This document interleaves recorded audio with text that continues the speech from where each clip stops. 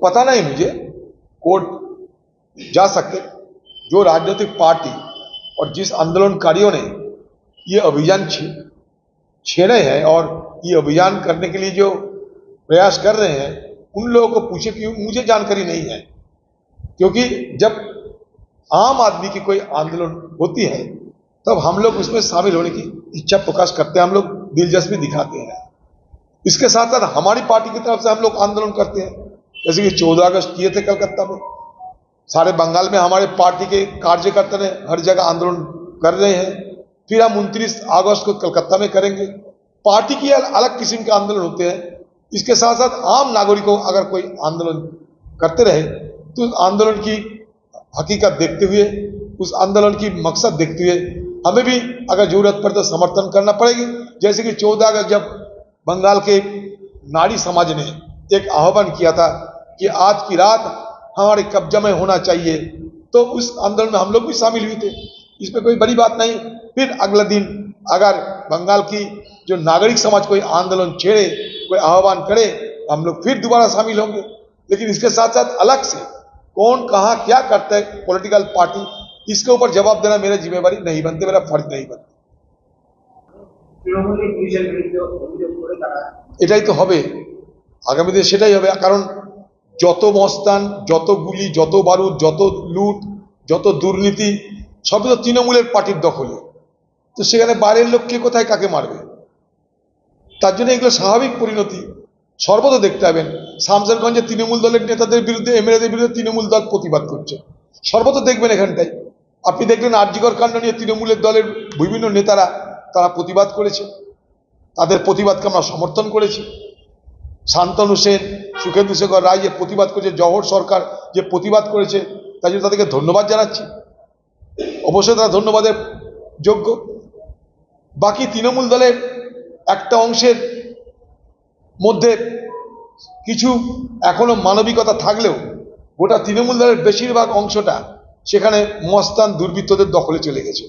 তাই এই ধরনের ঘটনা এ তো কিছু না, এগুলো তো হবেই আগামী দিন। এটাই বাংলার পরিণতি। কারণ যত গুন্ডা, যত মস্তান, যত খুনি সব তৃণমূল দলে। কারা নবান্ন ডাকছে দেখুন, আমি জানি না। হঠাৎ করে কেউ বললো যে ছাত্ররা অভিযান করছে। এখন ছাত্র বলতে আমরা যাদেরকে আন্দোলন করছি তাদেরকেই। তো যদি ছাত্ররা আন্দোলন করে, আমাদের যদি বলে, তখন দেখবো, তাই বলেছি। আমাদেরকে কেউ তো বলেও নি, আমি ঠিক জানিও না, আমি তো বহরমপুরে। এখন ছাত্র আন্দোলন কোথা থেকে কে করছে না করছে, আমরা যেমন রাজনৈতিক দল হিসাবে রাজনৈতিক আন্দোলন করি, পার্টির আন্দোলন করি, পাশাপাশি নাগরিকদের আন্দোলন তো সামিল হচ্ছি আমরা। 14 আগস্ট যে রাত্রি দখল করার যে আন্দোলন, সেখানেও সামিল হয়েছিলাম। সেখানে যারা সামিল হয়েছিল তারা বিজেপি করে না, তৃণমূল করে না, সিপিএম করে না, মুসলিম লীগ করে না, কংগ্রেস করে, আমরা দেখতে যাইনি। সেখানে বাংলার মা বোনেদের আহ্বান ছিল, শত পবিত্র হয়ে সেখানটায় গেছিলাম। আবার কখনো আমরা যখন রাজনীতি করি, সেই 14 আগস্টের দিনের বেলা কলকাতায় আমরা কংগ্রেস দলের পক্ষ থেকে প্রতিবাদ মিছিলও করেছি। আবার 29 তারিখে কলকাতায় আবার কংগ্রেস দলের পক্ষ থেকে প্রতিবাদ মিছিল করব, কলেজ স্ট্রিট থেকে শ্যামবাজার। তার মাঝখানে যদি কোথাও নাগরিকদের কোনো আহ্বান থাকে, সেখানেও আমরা যাবার ইচ্ছা প্রকাশ করেছি। এটার মধ্যে কোনো দ্বিধা নেই আমার। যদি প্রকৃত নাগরিকরা, বাংলার মা বোনেরা আজকে যারা আন্দোলন করছে, তাদের আন্দোলন করতে সমর্থন করছি আমরা। কারণ আজকে বাংলার নাগরিক সমাজ, বাংলার রাজনৈতিক দলের নেতৃত্বকে তারা বলছে আন্দোলন কি করে করতে হয়। তারা বলছে যে বিনা পয়সায়, বিনা বিরিয়ানির প্যাকেটে, বিনা চাকরির লোভে, বিনা ঘর দেবার লোভেও আন্দোলন করা যায়। এ বাংলায় আমাদের ঘরের মা বোনেরা এবং বাংলার নাগরিক সমাজ আজকে প্রত্যেকটা রাজনৈতিক দলকে সেই শিক্ষা দিল। এখন তৃণমূল তার বিরোধিতা করলে তাকে তো গালাগালি দেবেই। এখন কে লাশ কুড়াতে, কে লাশ বাঁচাতে, সেটা আমাদের জানা নেই। কিন্তু পশ্চিমবঙ্গে আইন নেই, পশ্চিমবঙ্গে নৈরাজ্য চলছে। পশ্চিমবঙ্গে লাশ শুধু নয়, এখানে চিকিৎসক প্রথমে ধর্ষণ, তারপরে খুন হয়ে যাওয়ার পর লাশে রূপান্তরিত হয়।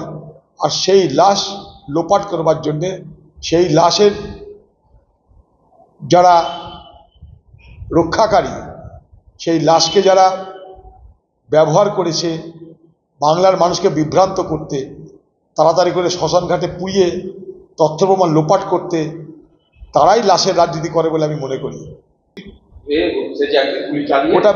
গোটা ব্যাপারটাই তো পশ্চিমবঙ্গ সরকারের পুলিশের দেখা দরকার। সেখানকার ইন্টেলিজেন্স আছে, সিআইডি আছে, দিদির হাতে অনেক পুলিশ আছে, সিভিক ভলেন্টিয়ার আছে।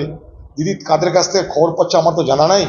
তা সরকারকেই বলতে হবে কোথায় নকলি পুলিশ, কোথায় আসলি পুলিশ। আমরা তো বাংলায় যা দেখছি সবই তৃণমূলের পুলিশ। সেমিনার পক্ষচক্রে সন্দীপ ঘোষ ঘনিষ্ঠ আইনজীবীরা শান্তনু দে তিনি ঘোরাফেরা করছেন, মা বাবা পুলিশ বড়কেও পৌঁছানোর আগে তারা কিভাবে পৌঁছে গেল? তথ্য প্রমাণ লোপাট করলো তারা, পরিকল্পিতভাবে তথ্য প্রমাণ লোপাট করার জন্য তারা সেমিনার হলে গিয়েছিল।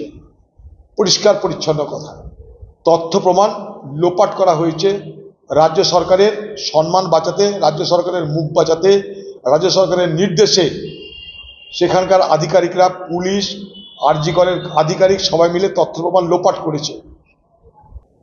এবং কোনটা আইনি কোনটা বেআইনি তা যেমন সরকার নির্দেশ দিতে পারে, তেমনি পাশাপাশি সেখানে কোর্টেরও হস্তক্ষেপ থাকে।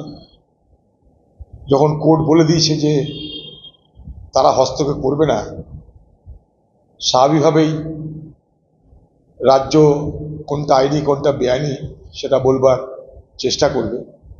নির্ভর করবে যারা আন্দোলন করছে তারা কি করতে চাইছে তাদের উপরে। পশ্চিমবঙ্গে কোথাও আইন আছে বলে আমার তো মনে হয় না। পশ্চিমবঙ্গ সরকারের